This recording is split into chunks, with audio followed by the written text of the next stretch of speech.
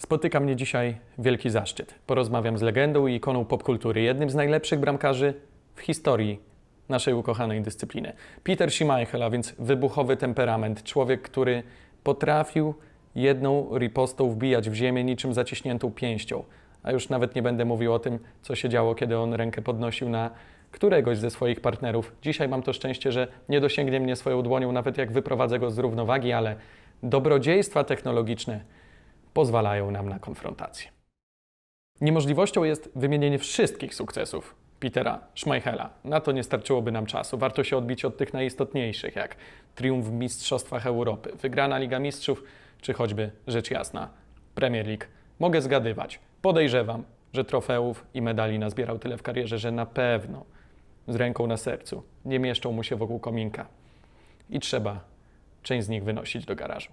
Ten wywiad jest możliwy dzięki STS, oficjalnemu sponsorowi reprezentacji Polski, który przygotował wyjątkową akcję na czas trwania Mistrzostw Europy. W misji Wygraj EURO w puli znajduje się aż 1,5 miliona złotych. Codziennie nowe zadanie, jeżeli wykonacie 17 z nich, weźmiecie udział w podziale tejże puli. Do akcji można dołączyć w każdym momencie, a przewodzi jej rzeczony Petera Schmeichel. Więcej informacji w linku poniżej w opisie tego materiału wideo. Warto rzucić okiem. First of all, I picked few books that I want to show you. Teddy Sheringham, Jaap Stam, Paul Scholes, Gary Neville, Dwight York, and Joey Barton, your teammate at Man City. All the players that I mentioned so far and all the players I consider to be mentally tough were always pointing out that you were the toughest. I must admit that they were quite honest, telling people that they were all afraid or scared of you. How is that possible? I don't know. You have to ask them. I had my style. I was using a formula that was designed to win games. But I have to be honest. I don't really want to go into that because my book will be out in September, and I know it's going to be translated to Polish. And in there, I explain everything. So there's something for you. When I played, the most of my time in my career, I only had one coach at the time. Today, you have 25 coaches and psychologists and people to help you with this and this and that. I didn't have anything. I had a coach, and then I had to find my own way. And if you're left to find your own way, you find a way that works for you. You have no other options because you know that works. But if you have experts in media communication, in psychology, all these kind of things, they might be able to give you other options that could be better. I don't know. My method worked for me, and that's the only thing I can sort of relate to. Jaap Stam observed an interesting thing after you left United. There was silence around him with Massimo Taibi, the Italian, your replacement, then communication problems. And I remember that Stam praised his skills, how he played the ball with his feet, etc., but he couldn't command the area. And do you think that a goalkeeper needs to be vocal? Because I will give you a recent example. I am a commentator of Serie A for a few years now, and we had the empty stadiums for more than a year now. And at Juventus, Buffon is the type of guy who is shouting all the time. And he easily got many clean sheets last season, even at his age. With Szczęsny, I can say that he's not that noisy, and many times the whole formation, the whole defense seemed to be shaky. Do you think that it makes a difference? Yeah, I don't want to talk about Szczęsny and Buffon and the situation there. I want to talk, if I comment on this, it's got to be a general thing. So I think, yes, goalkeepers need to be vocal. If you think about the first player that is not a goalkeeper in a team, you think about the way that he is looking. So naturally, he would look up the pitch.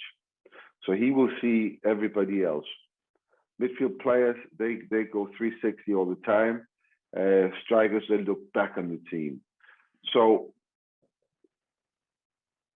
when you talk about the defense, which is easily the most important area on the pitch, where communication is very, very important, because somebody makes a move, do I go with him or do I leave him to my partner next to him? So I have to say, he's coming in behind it or whatever.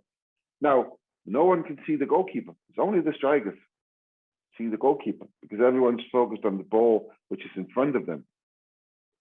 So I think it's very important that the goalkeeper lets everybody know all the time where he is.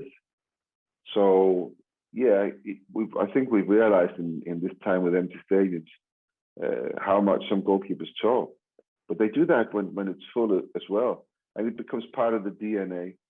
You let everyone know where you are, and it's more than anything, it's a sound that is designed to do that. Not so much information about someone's behind you or someone. That's also something, but at the end of the day, that is literally just something to say to make that noise, if you know what I'm saying. It was not by accident that I mentioned the name Szczęsny, the Polish keeper. Did you watch a game between Poland and Slovakia? I did, yeah. Now, I want to ask you a question about the first goal we conceded.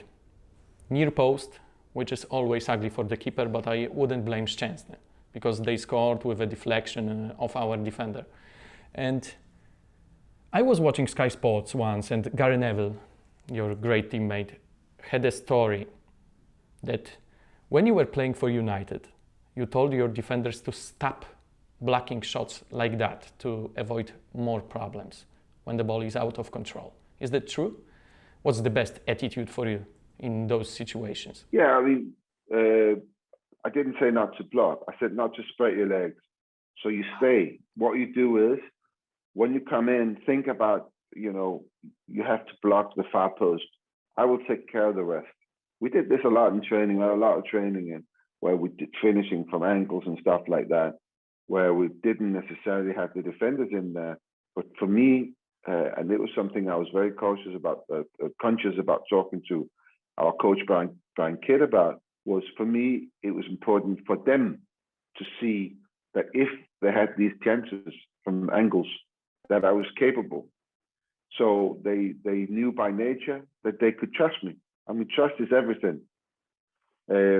So yes, it's very, very easy to blame Szczęsny for that goal. It's extremely easy. But what people don't see is that little deflection that comes off the defender, which in that short distance, it's nearly impossible to change your direction. And because the shot was low, it's not only the direction, it's also a distance from up to down. And of course, it went to the post, and because he was that fraction late, because of that deflection, it came back. He came just that late, and it came back and hit his hand. It is one of the worst goals you can concede, because when I look at it, I can see that on the original shot, the direction it takes, he saves it. He knows he saves it. You can see it. If you look at his eyes, look at his movement, he's already in position to save that ball. But then it gets that tiny little bit of deflection, and that changes the game. And that's why we talked about this a lot. I mean, I didn't want my defenders to commit themselves in crazy tackling inside the box, because you run the risk of giving away a penalty. You also run the risk of playing against somebody who is as clever as Ole Gunnar Solskjaer or Robbie Fowler, they're waiting for that moment where they just spread the legs and they put the ball between the legs.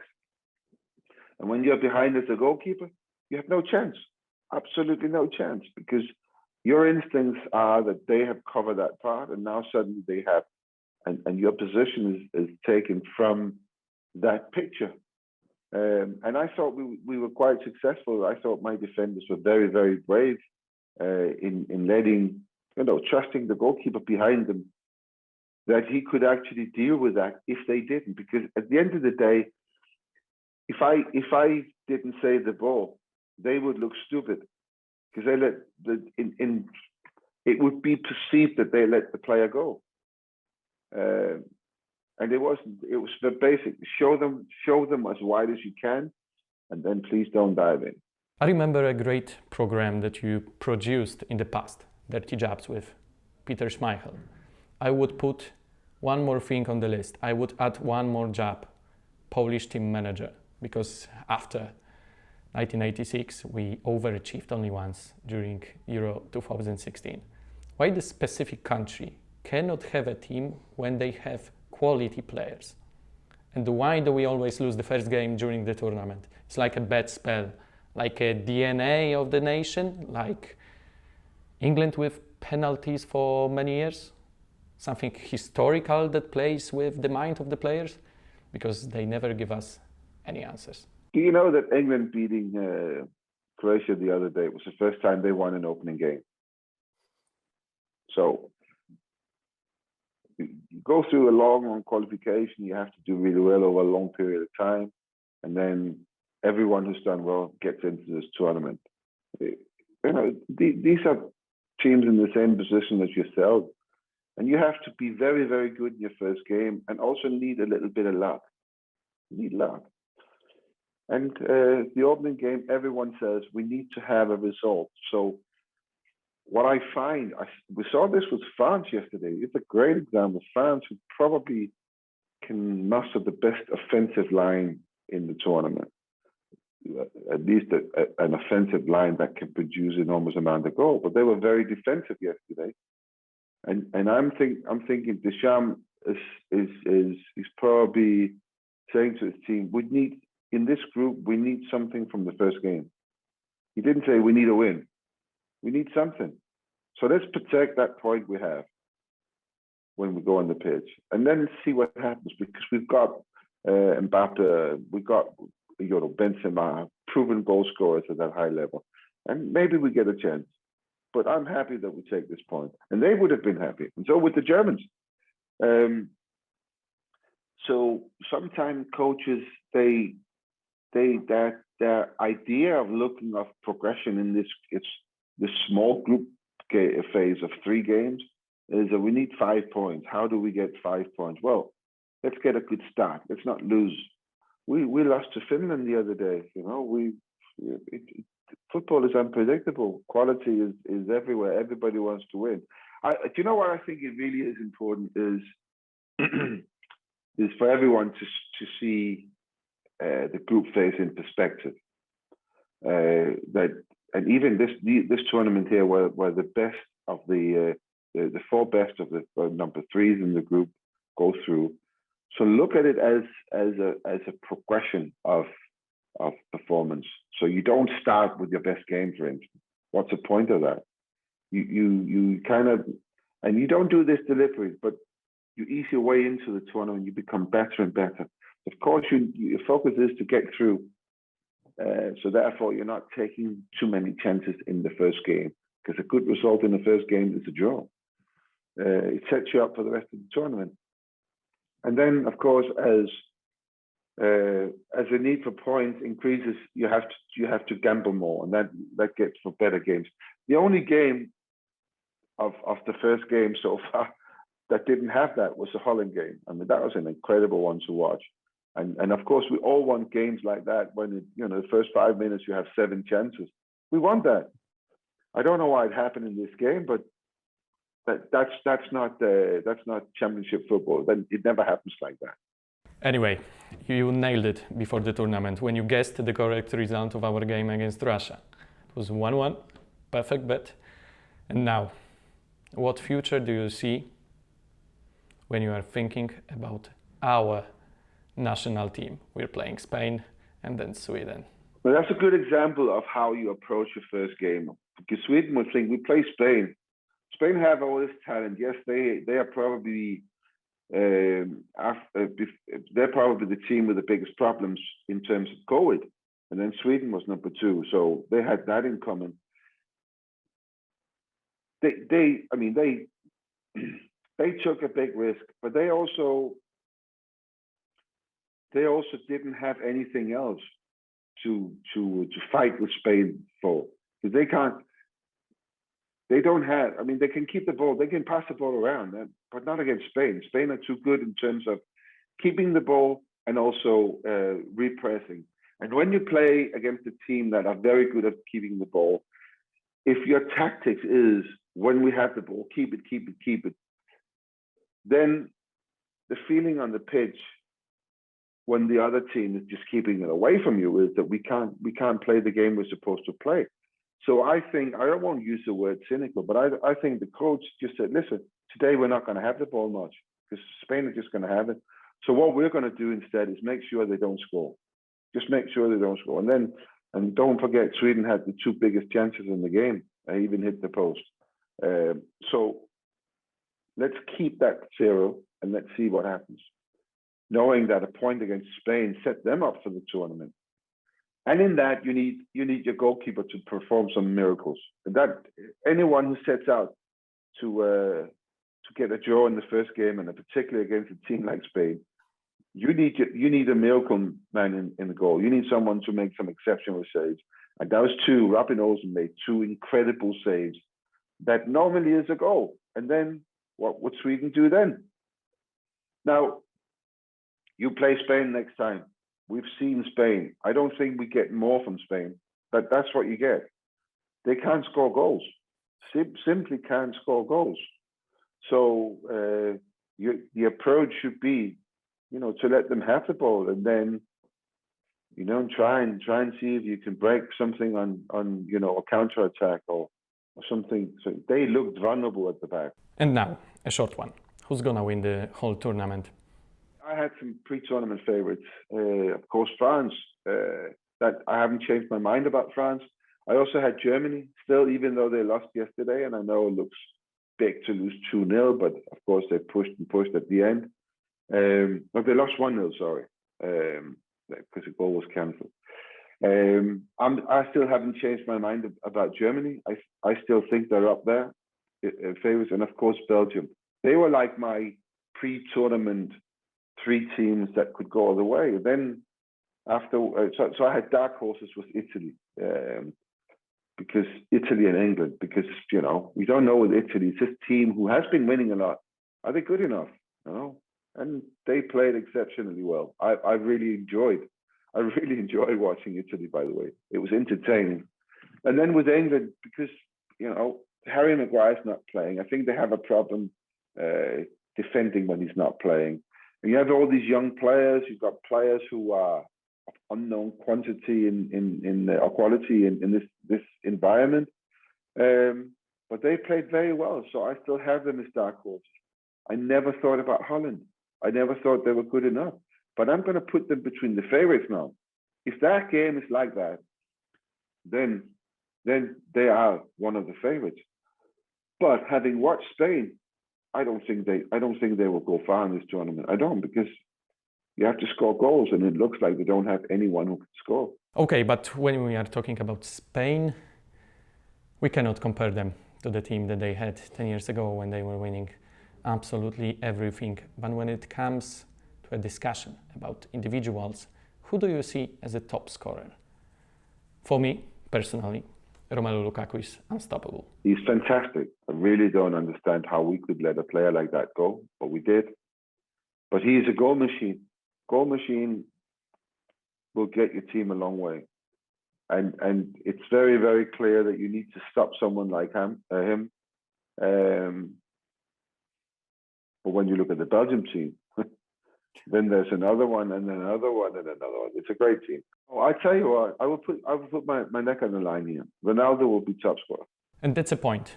Longevity. We see that. Goran Pandev scoring for Macedonia. Pepe still playing for Portugal as a sweeper.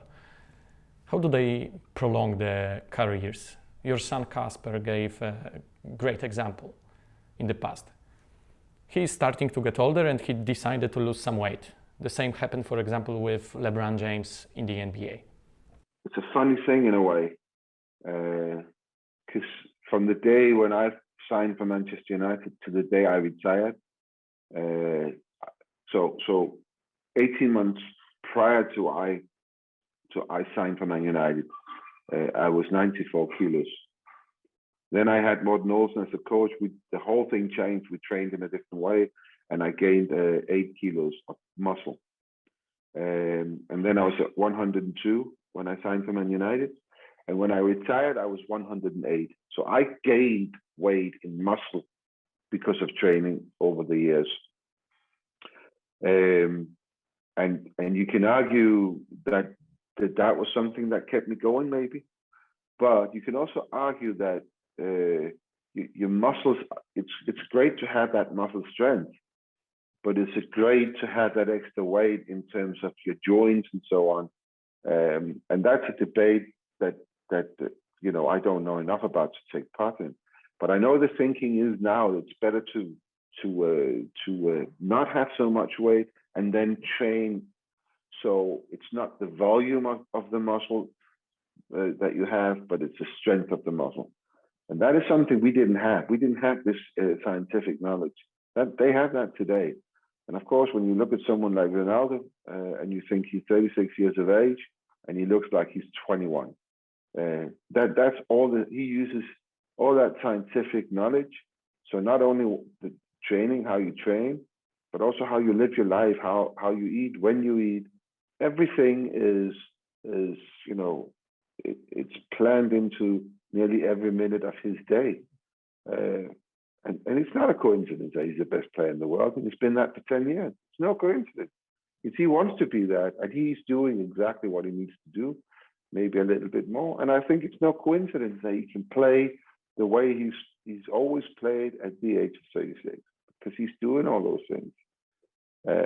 And he's an example for everyone who wants to be the best in the world or be at the very, very top of any profession.